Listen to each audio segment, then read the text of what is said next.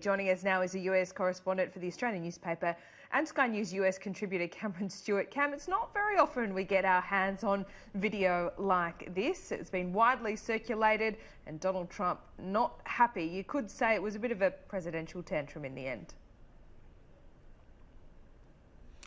Yes, Laura, I mean, it's a remarkable video. I mean, while you can only pick up some of the actual words that Justin Trudeau and President Macron and Boris Johnson are saying, clearly they're having a bit of a joke at the president's expense, and he certainly wasn't happy. I mean, look, Donald Trump, of course, doesn't like these multilateral meetings anyway, but he had a very unfortunate NATO meeting. This really was something, recall just a day or two ago, he was arguing with President Macron about NATO.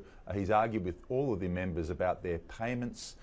Boris Johnson hasn't wanted particularly to do photo ops with Donald Trump because he's got an election coming up and Trump's fairly unpopular in the UK. And on top of this, we've got this embarrassing video coming out, and it looked like Donald Trump simply had had enough because he said, he tweeted this morning, I'm simply not going to go and do another press conference. I'm getting on Air Force One and I'm flying back to Washington. Wow. So he is at the moment en route back here in Washington. So it was a pretty colourful and a pretty remarkable set of events. It was quite uncomfortable for Justin Trudeau to try and explain that, whereas Boris Johnson just kind of denied that the whole thing had happened in the first place. What was the reaction with local media there in Washington and local lawmakers? Look, I mean, they're so busy here with impeachment, Laura, that Right. I don't think there was a lot of attention given to it, except just, you know, scratching their heads. But I mean, look, Justin Trudeau and Donald Trump have been, I mean, they say they get on well, but they're always arguing and bickering with each other in some form. They're such different politicians. They believe in such different things. And so it would have been a bit galling for Donald Trump, I think, to see Trudeau effectively, looks like he was making fun of him to some degree, and of course that's when he came out with the two-faced comedy style. Like Justin, but he's two-faced. So it's always a bit tense with those two leaders. And you know, Donald Trump hasn't really exactly got much relaxation coming his way because you know, the moment he lands here in Washington, he's landing in the middle of a very heated impeachment proceedings. I think the only good thing he's got to look forward to at this minute is the lighting of the Christmas tree outside the White House lawn tomorrow, because it's a pretty rough time for Donald Trump. Well, yeah, so where is the impeachment up to? We've seen the 300-page report. When he does land back in Washington, what is he facing? What are the next steps? Well, what's happening now, today we've had the first day of public hearings at the House Judiciary Committee. That's a different committee to the original committee that wrote up the impeachment report.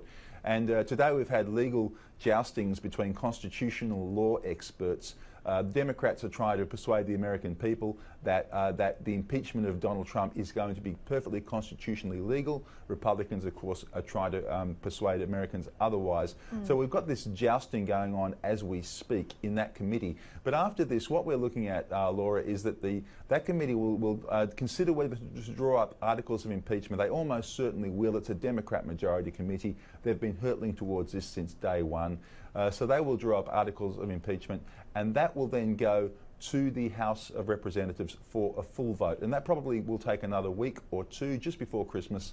That will be almost certainly passed along House lines. Then we'll have a break for Christmas, and the Senate in January will take up a trial of the president, but that's a Republican majority Senate. They need 2/3 majority, almost no chance that they will impeach Trump and remove him from office. So that's the likely script at this point in time. So there's every chance he'll be impeached in the House but remain as president.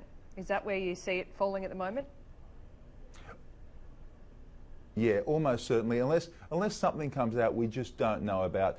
Not a single Republican, interestingly, not a single Republican in either the House of Representatives or the Senate has said that they will vote for impeachment for Donald Trump. In fact, there's more likely to be some Democrats in Republican Trump areas who are worried about their seats who might actually not vote for impeachment. So it might actually go slightly the other way. But I think what we're looking at almost certainly is a complete status quo where you get the president impeached and nothing much changes, even in the opinion polls, which is, of course, what happened with Bill Clinton in 1998. Yeah, absolutely. A lot of history there. Cam, thanks so much. Great to see you.